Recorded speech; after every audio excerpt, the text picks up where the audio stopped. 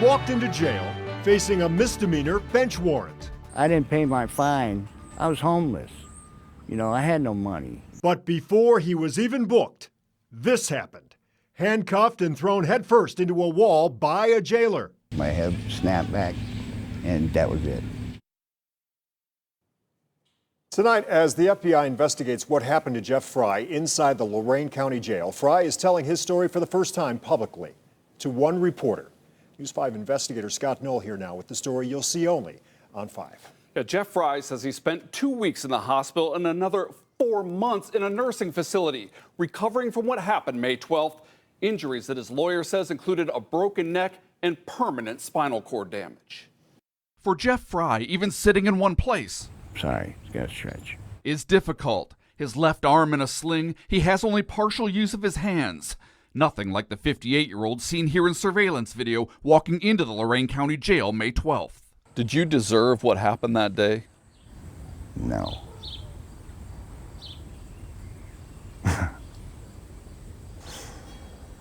You get emotional. Well, of course. Every time I think of it. That's why I try and be happy. Nothing's ever easy. According to this Elyria police report, officers arrested Fry on a municipal court bench warrant. The report says Fry was under the influence of alcohol, but capable of walking on his own. Jail video shows he searched, then walked through the jail's Sallyport area. That's when the video shows Fry, who's handcuffed behind his back, briefly turn away from the jailer escorting him. That corrections officer, Brian Tellier, then appears to grab Fry and fling him face first toward a glass wall. Still handcuffed and unable to brace himself, Fry's face and head hit the base of the wall. I was knocked out completely. Body froze. Couldn't move. Nothing. Nothing. In his report, that jailer told supervisors because of the, quote, risk of potential escape, he attempted to place Fry against the wall, but that Fry fell due to his intoxicated state. While there's no audio on the surveillance video, Fry says he had no plans to escape. I was in handcuffs. That's a 15-foot fence, barbed wire. You can't climb a fence like that. And I never jumped before, never ran. The Elyria police officer who was there reported it appeared as though Fry tripped over his own feet. He noted Fry was mumbling and appeared heavily dazed from the impact. His eye begun to swell and was bleeding from his mouth. Fry says he doesn't remember what happened next, but video shows jailers pick him up and carry Fry, his legs dragging beneath him, into a holding area. Fry says that's where he came to. And they started talking and asked me how I was doing. I said, I don't know, you just broke my neck. Despite that, at no time on the video does anyone appear to stabilize Fry's head. Instead, a nurse checks his vital signs.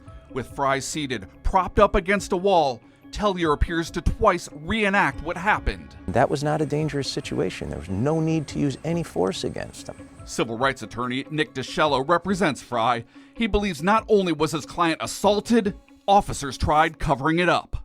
I mean, if those officers were here on this street corner with us right now, and I did something like that to you or to Jeff, I'd like to believe both of them would have me arrested and take me to jail for doing it. An ambulance was called for Fry, but according to a letter from the jail's administrator, it was not a result of the use of force.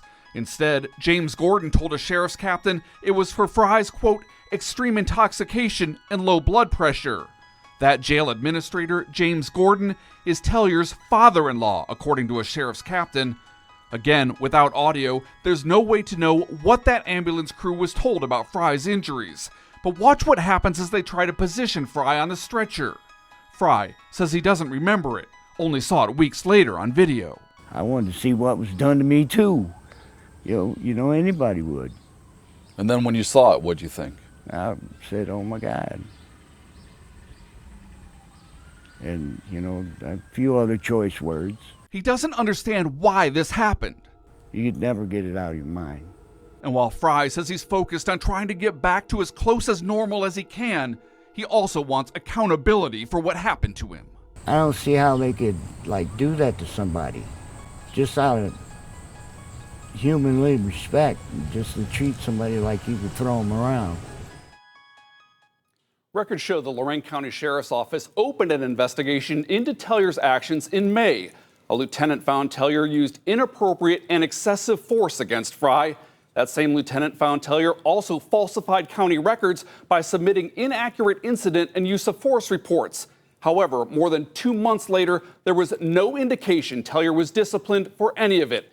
And a sheriff's office captain confirmed this week Tellier is still working.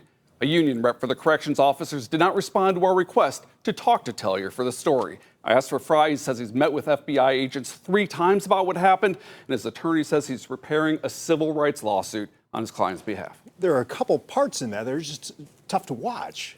At least 3. At least 3, my goodness. And that's not the only investigation into what's happening behind the bars there at the Lorain County Jail. Yeah, Rob, you'll remember on Monday we showed you this video. Another corrections officer caught on camera repeatedly hitting a man scheduled to go to a mental health facility.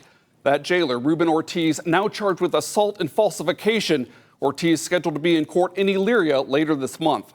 Man, oh man, oh man, there's a ton going on inside that jail. Yeah, and for so long, without videos like this, Yeah. we had no idea what was actually happening. Thanks for bringing it to us, Scott. Nicely done.